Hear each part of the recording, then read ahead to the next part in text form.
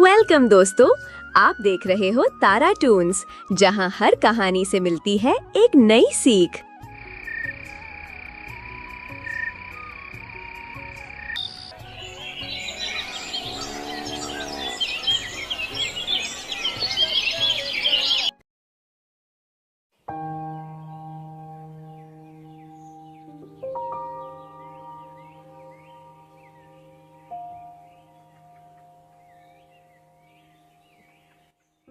रतनपुर गांव में एक गरीब किसान रामू अपनी बीवी सरला के साथ रहता था।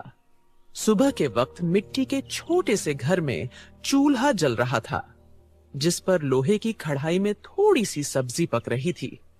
अचानक दरवाजा खटखटाने की आवाज आती है। अरे इतनी सुबह सुबह कौन इतने जोर जोर से दरवाजा पीट रहा है?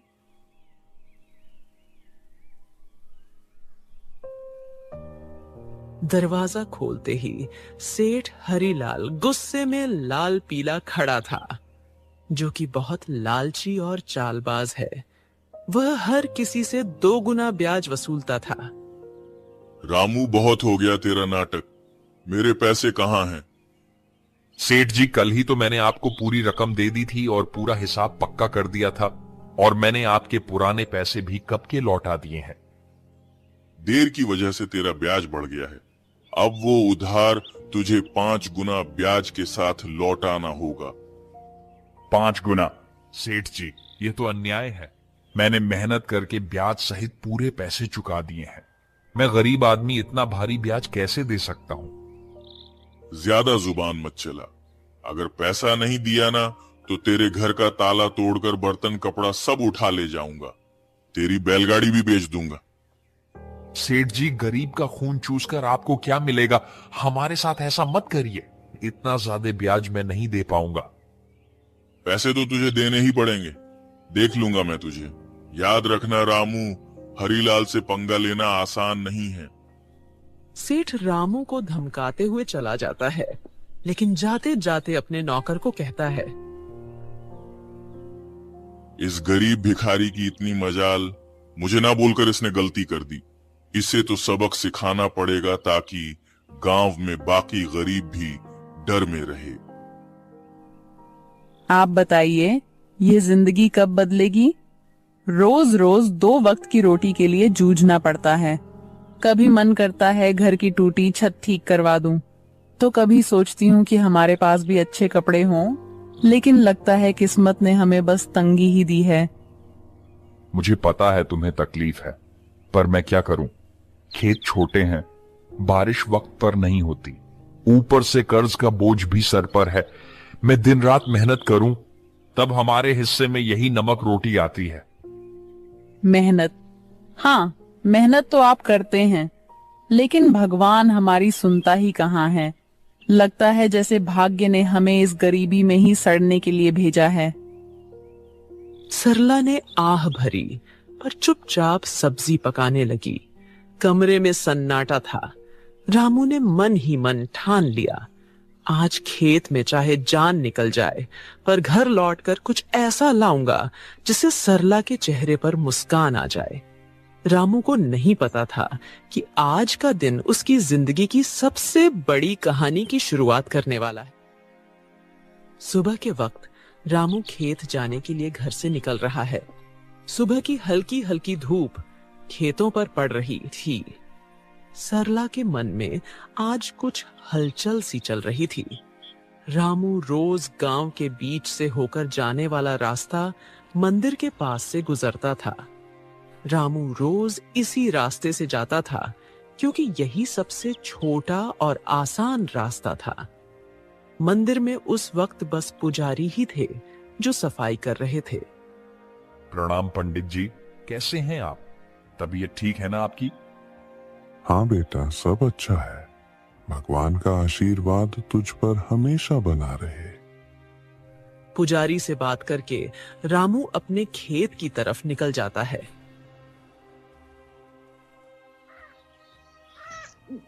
उसी शाम गांव का सबसे अमीर सेठ हरीलाल अपने नौकर के साथ बैठा था।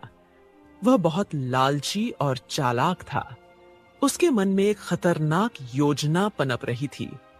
सेठ हरिलाल अपने बड़े से घर में खाट पर बैठा पान चबा रहा था। पास में उसका नौकर कालू खड़ा था। अरे कालू सुन, मंदिर के गहनों को देखकर मेरा जी ललचा गया है। कल रात मंदिर में जो सोने चांदी के गहने हैं ना, वो मेरे घर में होने चाहिए। गांव वाले मेरी इज्जत करते हैं, लेकिन पैसा और बढ़ाना है मुझे।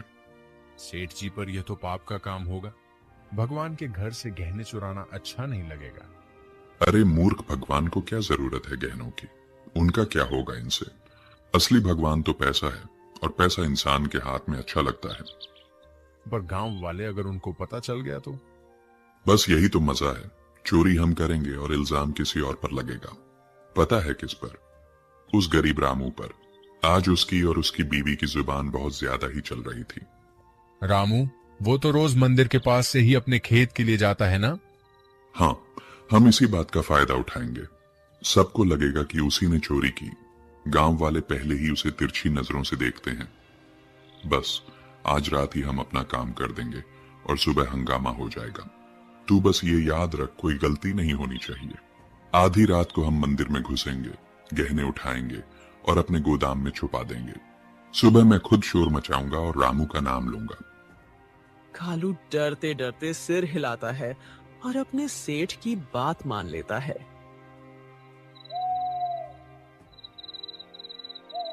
रात का समय था। गांव में हर तरफ सन्नाटा था। बस कहीं कहीं कुत्तों के भौंकने की आवाज आ रही थी। उस रात सेठ लालच में अंधा हो जाता है और इस घिनौनी साजिश को अंजाम देता है। अपने नौकर से मंदिर में चोरी करवाता है। पास ही अंधेरे में एक काली बिल्ली म्याऊं करके गुजर जाती है, जैसे वो इस पाप की गवाही दे रही हो। अगली सुबह गांव के बीचों बीच मंदिर के सामने एक भीड़ इकट्ठी हो गई थी। हर कोई जोर जोर से बातें कर रहा था। माहौल में घबराहट और गुस्से की गूंज थी। अरे यह क्या हो गया? मंदिर के सारे सोने के गहने रातों रात गायब हो गए। इतना बड़ा अपशकुन, भगवान के गहने चुरा ले गया कोई। ये तो बहुत बुरी बात है। इसी बीच रामू रोज की तरह खेत की तरफ जाने के लिए उसी रास्ते से गुजर रहा था। भीड़ देखकर वो रुक गया और पास आ गया। अरे क्या हो गया भाई लोग? इतनी सुबह सुबह ये भीड़ किस बात की है? अरे रामू, तूने सुना नहीं, मंदिर में चोरी हो गई। भगवान के सारे गहने कोई उठा ले गया। रामू यह सुनकर चौंक जाता है। भीड़ में खड़ा सेठ, जो असल में चोरी किया था, वह बहुत मासूम बन रहा था। पंडित जी आप बताइए, कल रात तक तो गहने मंदिर में थे, फिर अचानक कौन ले गया? आप बताइए पंडित जी, क्या आपने मंदिर के आसपास किसी को आते जाते देखा है? आपको किसी पर शक है क्या? अरे मैंने देखा है रामू, रोज मंदिर के रास्ते से आना जाना करता है। सेठ जी, कल तक तो सब कुछ ठीक ठाक था। मंदिर के पास से तो कई लोग गुजरते हैं, लेकिन रोज सुबह सुबह खेत की तरफ जाने के लिए रामू इधर से निकलता है। मगर रामू ऐसा काम करेगा मुझे नहीं लगता। अरे पंडित जी, जमाना खराब है। आदमी की नीयत कब बदल जाए क्या पता। और वैसे भी जिसने किया है वो मुंह से कभी मानेगा नहीं। मैंने अपनी आंखों से देखा है। रात को जब मैं खेत की तरफ जा रहा था, रामू मंदिर के पास चुपके चुपके घूम रहा था। ये क्या कह रहे हो आप लोग? मैंने कोई चोरी नहीं की है। इतना बड़ा पाप मुझ पर मत डालो। अरे हाँ, ये गरीब आदमी है, पैसों की तंगी में है, ये कर भी सकता है ये काम। ये लोग मुंह पर अच्छे बनते हैं। अरे भगवान से डरिए आप लोग, हमने कुछ नहीं किया। हम गरीब जरूर हैं, लेकिन चोर नहीं। मेरे पति जितना ईमानदार इंसान इस पूरे गांव में कोई नहीं है। ऐसा मत कहिए, वरना भगवान आप लोगों को कभी माफ नहीं करेगा। रामू और उसकी बीवी ने बहुत समझाने की कोशिश करी, लेकिन भीड़ मानने को तैयार नहीं थी। सब रामू को ही चोर मान बैठे। रामू और सरला की आंखों में आंसू आ गए, लेकिन भीड़ में कोई उनकी सुनने को तैयार नहीं था। गांव वालों, अब तो सब साफ है। मंदिर के गहने चुराने वाला यही रामू है और ऐसे आदमी को हमारे गांव में रहने का कोई हक नहीं। चोरी करने वाले की एक ही सजा है, गांव से बाहर निकाल देना। हाँ, अगर इसने मंदिर में चोरी की है तो यह तो भगवान का भी अपराधी हुआ। इसे यहीं रहने देंगे तो कल हमारे घरों से भी चीजें गायब हो जाएंगी। अरे आप सब क्यों नहीं समझते? मैं निर्दोष हूं। मैंने कोई चोरी नहीं की। मैं तो रोज के जैसे अपने खेत जा रहा था। मुझ पर इतना बड़ा इल्जाम मत डालिए। भीड़ में जोर जोर से आवाजें गूंजने लगी। निकालो इसे, निकालो इसे गांव से। भीड़ में हलचल मच गई। लोग एक दूसरे से कान्हा फूंसी करने लगे। रामू और सरला की आंखों में आंसू भर आए। उन्होंने कई बार सफाई देने की कोशिश की, लेकिन किसी ने उनकी नहीं सुनी। सबने मिलकर उन्हें गांव के बाहर निकाल दिया। रामू और सरला मजबूर होकर गांव छोड़कर चले गए। रामू और सरला रोते रोते गांव छोड़ चुके थे। गांव के बाहर एक सुनसान जगह पर टूटी फूटी झाड़ियों और कंटीली झाड़ियों के बीच एक पुरानी पड़ी झोपड़ी मिली। मजबूरी में वहीं उनका नया घर बन गया। सुनिए जी, यह जगह कितनी सुनसान है। न पास में कोई इंसान, यहाँ आसपास की झोपड़ियों में कोई रहता भी नहीं है। न खाने को कुछ है। अब हम क्या करेंगे? क्या करें सरला? जब अपना गांव ही हमें ठुकरा दे तो कहीं और सहारा ढूंढना पड़ता है। यही हमारी तकदीर है। मैं तो ये सोच रहा हूं, आखिर चोरी की किसने है और इल्जाम मुझ पर डाल दिया गया। मैं असली चोर का पता लगाकर रहूंगा। दिन ढल गया। सरला रोते रोते सो गई। रामू सारी रात परेशान बैठा रहा।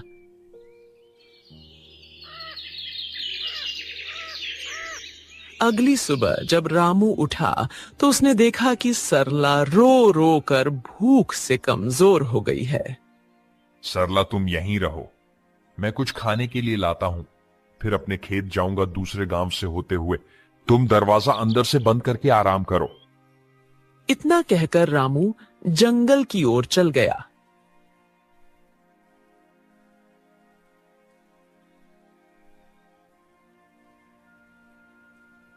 रामू ने सरला को कुछ फल और आसपास की नदी से पानी लाकर दिया। रामू दूसरे गांव से होते हुए अपने खेत जाने के लिए निकल गया। अचानक घने जंगल में सामने से एक साधु बाबा प्रकट होते हैं। उनकी लंबी दाढ़ी और वस्त्र उन्हें अलग ही आभा दे रहे थे। रामू उनके पास गया। बेटा, तू कौन है? तेरे चेहरे पर चिंता की रेखाएं साफ दिख रही हैं। बाबा, मैं इस गांव का ही रहने वाला हूं, पर अब गांव वालों ने मुझे निकाल दिया है। सब लोग मुझ पर चोरी का झूठा इल्जाम लगा रहे हैं। मैंने कोई चोरी नहीं की। रामू रोते रोते साधु बाबा को पूरी कहानी बताता है। सेठ का कर्ज, गांव वालों का इल्जाम और मंदिर से चोरी की घटना। बेटा, तेरी आंखों में छल नहीं है। तू सच्चा और साफ दिल का इंसान है। तेरी पीड़ा मैं समझ सकता हूं। ये दुनिया अक्सर गरीब पर झूठा इल्जाम लगा देती है, पर चिंता मत कर, भगवान न्याय करते हैं। असली चोर जल्द ही सामने आएगा। ये मेरा आशीर्वाद है। पर बाबा, कैसे? सब मुझे ही दोषी मान रहे हैं।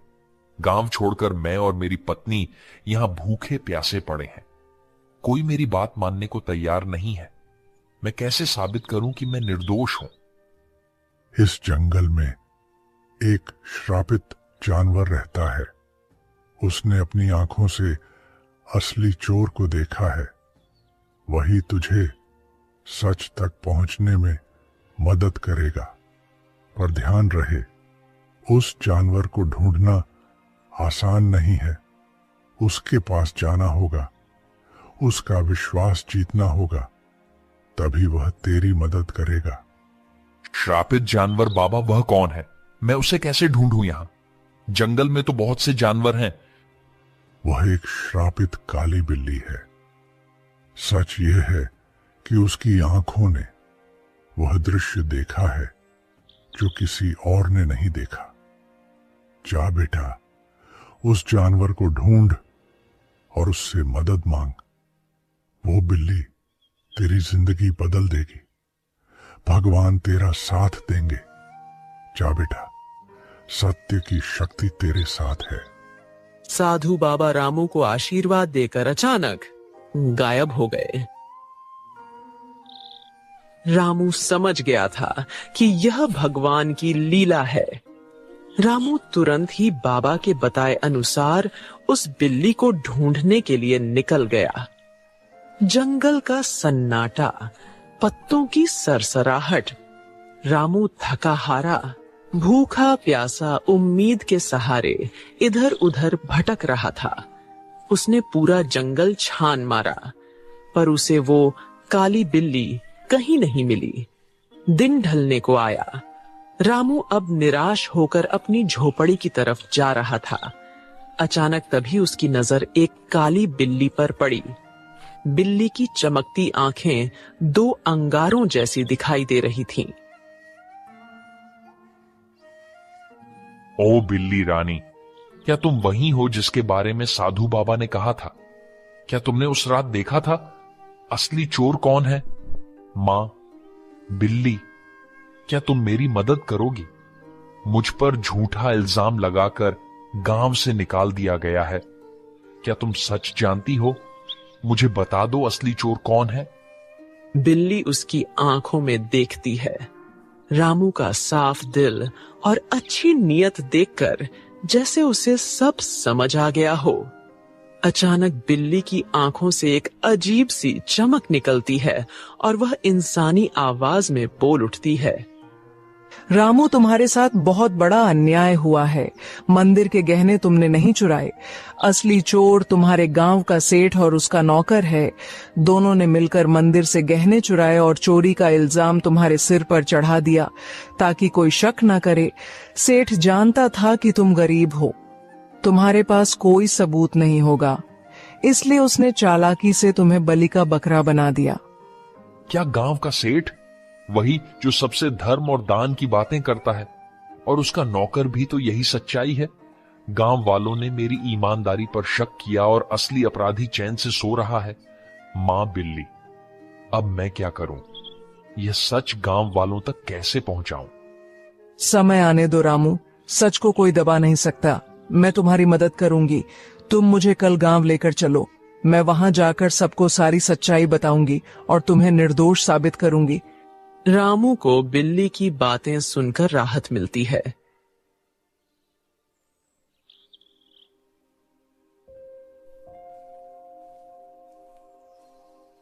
वह घर जाकर सरला को पूरी बात बताता है।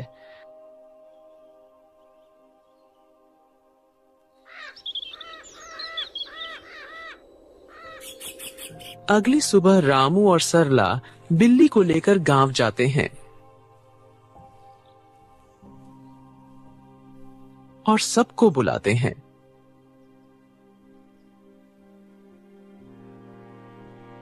गांव वालों, आप सबने मुझे चोर बोलकर गांव से निकाल दिया था, पर असली चोर अभी भी गांव में ही बैठा है। आज मेरे पास एक गवाह है जो मुझे निर्दोष साबित करेगा। गांव वालों सुनो, असली चोर रामू नहीं है। मैंने अपनी आंखों से देखा है। मंदिर के गहने सेठ और उसके नौकर ने मिलकर चुराए हैं। अगर तुम्हें यकीन नहीं होता तो सेठ के घर जाकर देखो, मंदिर के गहने वहीं मिलेंगे। अरे, यह बिल्ली बोल कैसे रही है? चलो हम जाकर देखते हैं सेठ के घर गहने हैं या नहीं। वैसे भी सेठ ही हमें हमेशा धोखा देता रहा है। बिल्ली को बोलता देख सब चौंक जाते हैं और गांव के कुछ लोग सेठ के घर जाते हैं। उनको गहने सेठ के घर में मिल जाते हैं।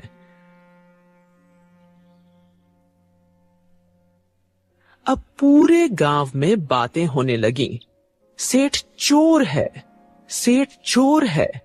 सब बोलने लगे। सेठ ने चालाकी से अपने नौकर को इशारा करा और सारा इल्जाम नौकर पर डाल दिया। अरे नहीं नहीं, मैं चोर नहीं हूं। ये सब मेरे नौकर की करतूत है। उसने ही चोरी की है। मैं तो खुद हैरान हूं। झूठ मत बोलिए सेठ जी, आप सबसे ब्याज में 4 गुना पैसे वसूलते हो, अब चोरी भी करवा रहे हो। ठीक है, अगर तुम सब कहते हो तो इस नौकर को सजा मैं दूंगा, क्योंकि यही असली चोर है। मुझे इस बारे में कुछ नहीं पता था।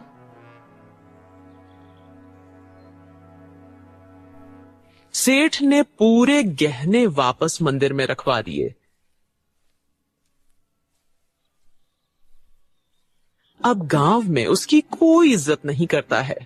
पूरे गांव वालों ने रामू से माफी मांगी। उन्हें अपनी गलती का एहसास हो गया। सबने पूरे आदर सम्मान के साथ रामू और सरला को गांव वापस बुलाया।